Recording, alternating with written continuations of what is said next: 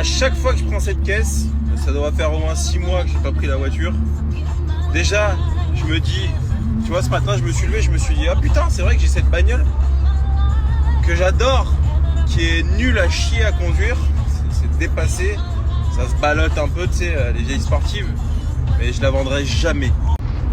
Pour ceux qui connaissent un peu les Mégane 2, la maladie, c'est qu'ici, là, ça se décolle, là, au niveau des montants, à l'arrière aussi.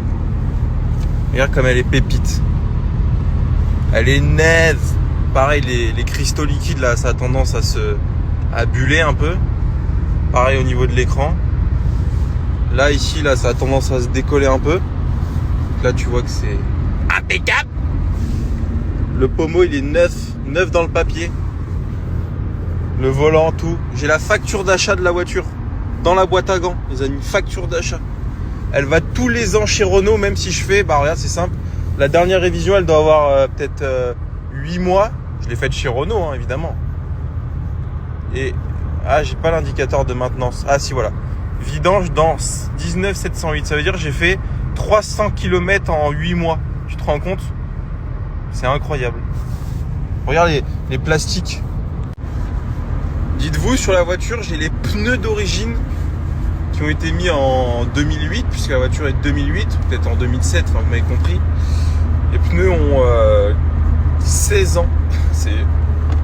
Les gens diront, oh là là, c'est complètement irresponsable de rouler avec des pneus d'origine et tout. C'est les Michelin Pilot Sport 1. Si je dis pas de bêtises, ces pneus à l'époque, ils avaient été développés pour cette voiture, la Mégane RS.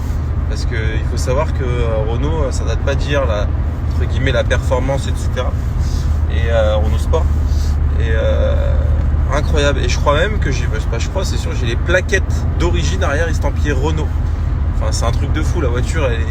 Je pense que sans me vanter, c'est un des plus beaux exemplaires en R26 de France. Peut-être d'Europe, je sais pas. Bon, il doit y en avoir une ou deux encore qui traînent, tu vois. Mais c'est fou. Tu vois, autant je pense ma QRS, je vais la dégager parce que pour le coup, j'ai aucun affect avec cette caisse. Elle sert à rien. Bon, ouais, c'est joli, tu vois. Mais enfin, c'est joli. Non, c'est même pas joli une Clio RS, mais la Mégane 2 RS, c'est joli, je trouve, avec le cul un peu chelou, tu vois, comme ça à l'époque, c'était vachement. C'est un peu comme l'Avantime, la Velsati, c'est l'époque Renault où ils faisaient des trucs un peu chelous. Mais la Mégane 2 RS, j'ai toujours trouvé folle cette caisse. Tu sais, ça faisait partie de l'époque où quand on faisait une voiture sportive, on faisait une voiture sportive, mais de A à Z. Tu vois, aujourd'hui, avec les S-Line, Airline, Pack M, toutes les voitures se ressemblent finalement, tu vois. Il y a des voitures, tu te dis putain, c'est quoi, c'est une 140i? Ah non, c'est une 116i, frérot, avec un Pack M. C'est joli pour les 116i, mais le connard qui a mis 60 000 € pour avoir le gros moteur, bah il a la même caisse que celui qui a le 116, tu vois. Donc, alors que la Mégane 2 RS, quand tu regardes le pare-choc, c'est un truc de fou, j'adore. Et à l'époque, j'ai la facture, je crois que le gars il a payé ça 17 000 € ou 17 500. C'est un truc de fou. Et c'est vrai que quand tu regardes, aujourd'hui tu veux une Mégane RS, alors oui c'est plus évolué technologiquement parlant, et encore que même pas tant que ça. Enfin un petit peu quand même. C'est malus tout compris, bon elle est plus fabriquée, vous m'avez compris, mais une ultime c'était malusé 70. T'imagines, ça a fait x4 quoi, quasiment. C'est un truc de malade. Voilà, putain. Dans quel. Franchement, c'est vrai que les. Ah, regardez. Bon, j'ai pas réussi à retourner mon téléphone. J'étais 3 RS. J'ai quand même. Je suis un peu déçu pour la génération qui va arriver, qui commence à travailler, qui malheureusement a pas forcément l'argent. Qui a pas forcément l'argent pour se payer des voitures de sport là tout de suite, tu vois, mais qui va travailler, qui va certainement l'avoir dans quelques années. Je me demande comment ils vont faire, parce que déjà il y aura quasiment plus de thermique, il y aura de l'hybride, de l'électrique. Bon, moi vous savez ce que je pense de l'électrique, j'aime ça, mais c'est vrai que pour le plaisir fondamentalement, voilà. Mais les voitures vont valoir très très cher. L'occasion également, parce que du coup il va y avoir un phénomène de raréfaction, frérot,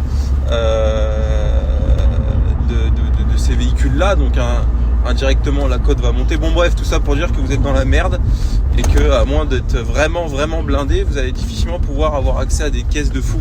Des petites sportives, des trucs, oui, mais tu vois, à l'époque, t'avais une Ferrari pour 80 000 euros, quoi. Une 430, ça valait à une époque 80 000 euros et t'avais la plus belle 430 de la ville, tu vois.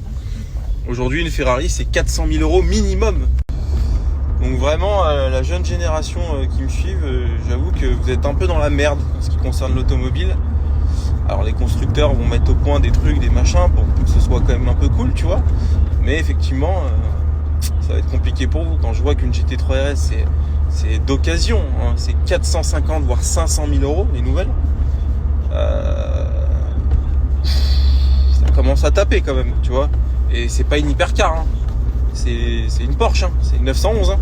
Ok, il y a de l'aéro, il y a tout ce que tu veux, mais pour 500 000 euros à l'époque, t'avais rien en fait. Ça n'existait pas les voitures à ce prix-là. Je crois que la Bugatti, quand elle est sortie, ça valait 1 million d'euros et c'était une caisse de milliardaires. Genre les mecs, ils avaient des hélicoptères et des manoirs, tu vois, ceux qui pouvaient acheter ça. Moi, je pense que dans 3-4 ans, je vais avoir 1 million d'euros de caisse. Je te le dis. Bon, et pourtant, je vais pas avoir la collection je vais pas avoir la collection du Sultan de Brunei, tu vois ce que je veux dire. Je vais avoir 3 voitures, tu vois. Donc c'est incroyable. Ah ouais, c'est incroyable, l'ère dans laquelle on vit. C'est pour ça, gardez vos pépites, ne faites pas de tuning, préservez-les.